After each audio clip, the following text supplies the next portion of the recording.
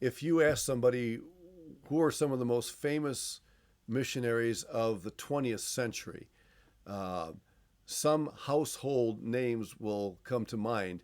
And I'm guessing that probably everybody listening to this video will recognize the next individual that we want to mention. And you probably recognize his picture. If not, his name certainly will be familiar to most of you. Jim Elliot, living back in the early or the first half of the 20th century. Don't confuse him with John Elliot. Remember, John Elliot served among Native Americans centuries before Jim. And an easy way to remember the two is that John Elliot is spelled with one L. He was the first. And Jim Elliot is spelled with two L's. So if you just keep that in mind, that will help you to keep from confusing the two. Jim Elliot, a faithful servant of God, just had a heart to honor God and was not afraid of adventure in the right sense of the term. You can actually hear him preach. I don't know how well you can see the little URL right at the bottom of the image there, but if you go on sermon audio, you can find recordings of Jim Elliot speaking. And if you listen to him for a little while, it won't take long for you to appreciate the intensity and devotion of this man as projected in his preaching. Jim Elliot was born in 1927 and he lived until 1956. So he was martyred at the age of 29. And there's a whole lot to this story. In fact, probably when you consider missionaries who served in the 1900s, I would venture to say that few missionaries have more written about them than Jim Elliot. His wife, of course, Elizabeth Elliot, who survived him, did a lot of writing. She became a rather prolific writer and explained a whole lot more about their lives and their ministries. And it's the impact of Jim Elliot and his colleagues who were martyred for their faith in Ecuador was incredible. Many, many thousands of young people, having learned of the story of these men, surrendered their lives and said, I want to give my life to the Lord. Whether God chooses to take me or not, I want to have the same devotion as Jim Elliot and his colleagues did. Now, he was an American, and he attended Wheaton College. And as you think of Wheaton College, don't forget A.B. Simpson that we studied earlier, who was instrumental in thrusting forward the Bible Institute movement. And Moody Bible Institute, probably the most famous of those, but Wheaton College also very well known. And that's where Jim Elliot attended and where he met his wife, Elizabeth. Now, when you study Jim Elliot or think about his ministry, it's very difficult to do that without including these other four men who were a part of the team that sought to minister to the Native Americans in Ecuador. Roger Youderian, Pete Fleming, who was the pilot in the story. I'm sorry, he was not. Nate Saint was the pilot, forgive me. And then Ed McCauley. And these didn't all participate in the same mission agency, but they all worked together closely in Ecuador. And God created a bond among these five, and they devoted their lives to seeking out the Auca Indians there, as they were called at that time. And Jim's dream was to serve among the Aucas, and he made this clear to his girlfriend at that time, Elizabeth. Both of them were devoted to the Lord and wanted to make sure that they didn't allow their relationship to usurp the authority of God's call on their lives. And so they were very careful to discuss that, and both of them began to realize as their relationship developed that God had given them the same vision, the same passion to serve. And so they went to Ecuador. Now, you should probably understand that the title Auca Indians is really not the best title. Auca was a derogatory term that referred to the savage nature that people created regarding this tribe. The real name of the tribe is the Waodani tribe, and that would be the correct ethnic designation, Waodani. And so today people don't refer to that tribe as Aucas as they did previously. So, what exactly was going on in that story? Well, uh, there are lots of things to consider here, and I'm just going to try to highlight a few of them that I think are especially important.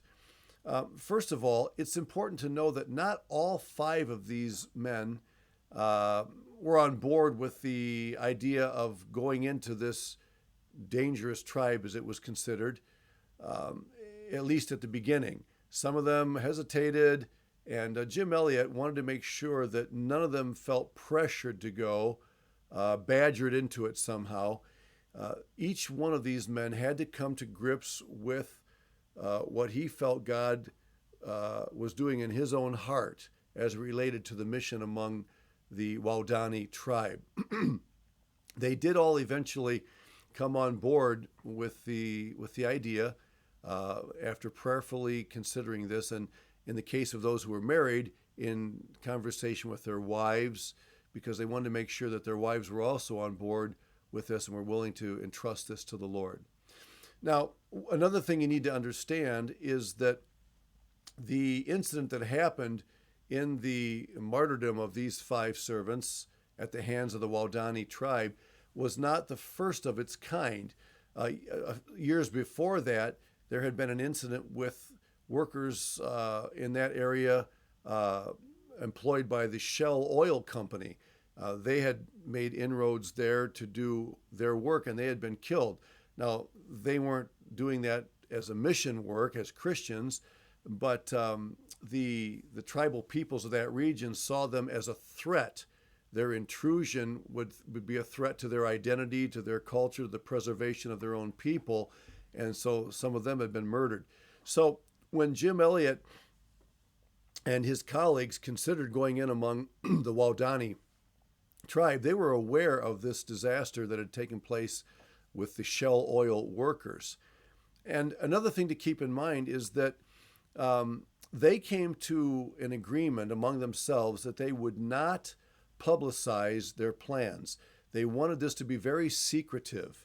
And the reason that they wanted to keep it among themselves only was because they didn't want the press outside to get a hold of what they were planning to do and then send reporters and to blow this whole thing up and create fear among the Waodanis and essentially destroy their idea altogether.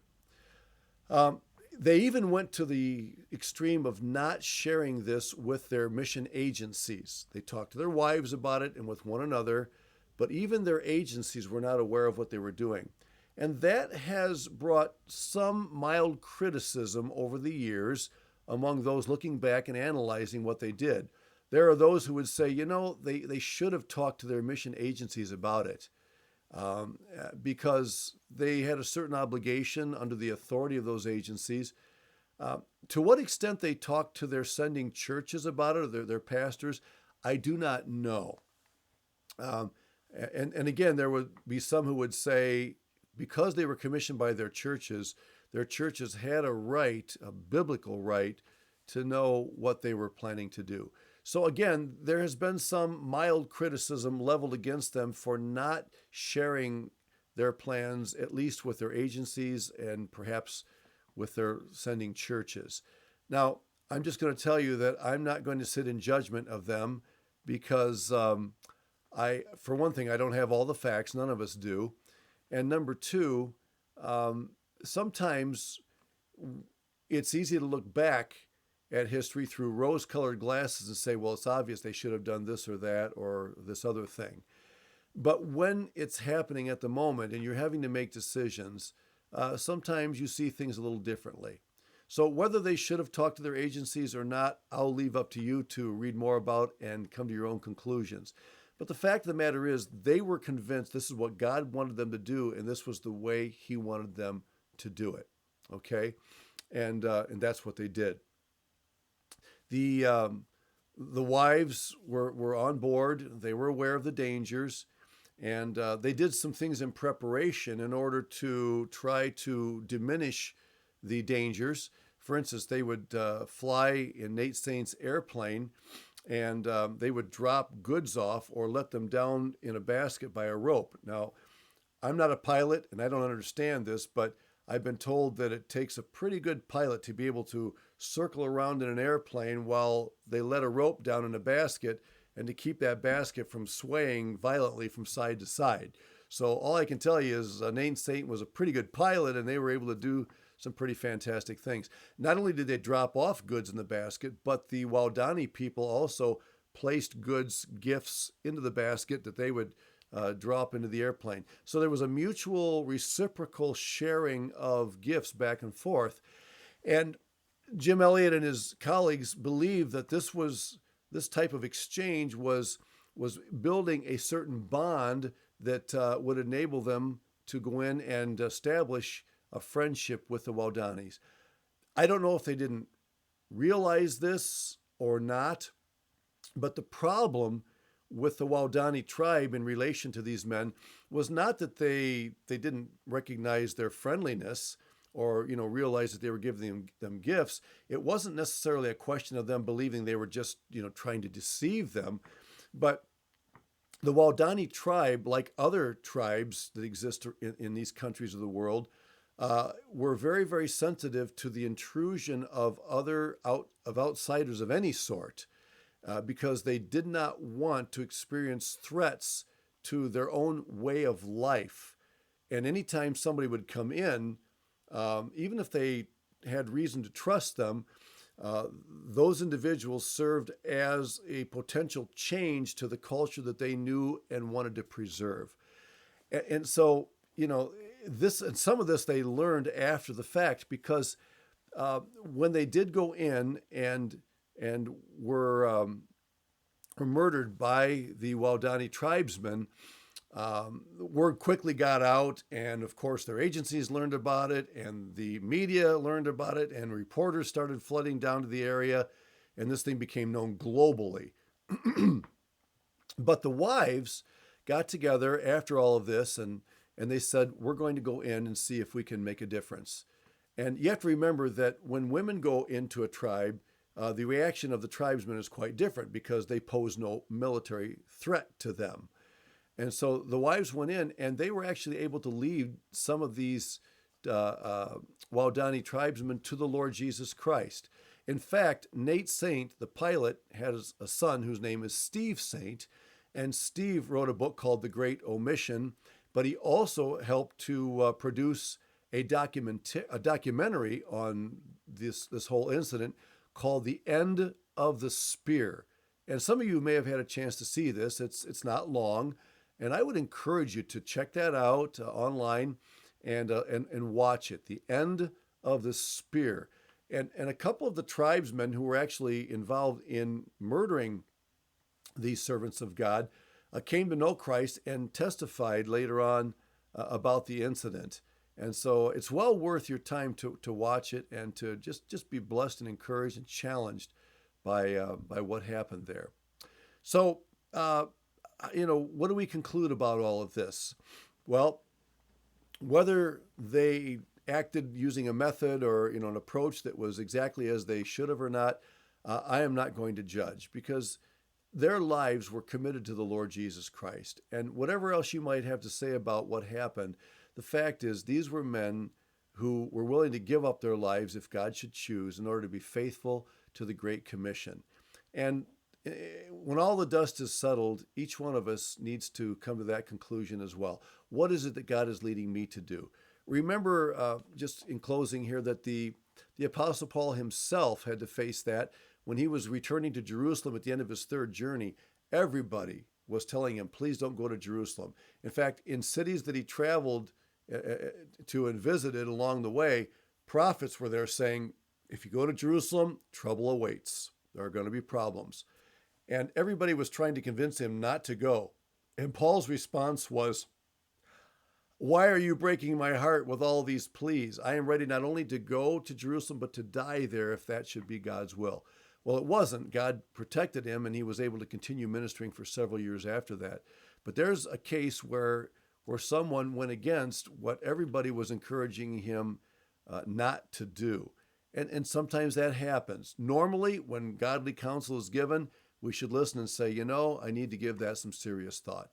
But in the final analysis, you have to determine what you believe God is leading you to do. And that may result in something like what happened with Jim Elliot and his friends, or God may choose to preserve you. But whatever the case, give your life to the Lord, seek his direction in prayer, and entrust yourself to his sovereign design for your life, just as these faithful servants did.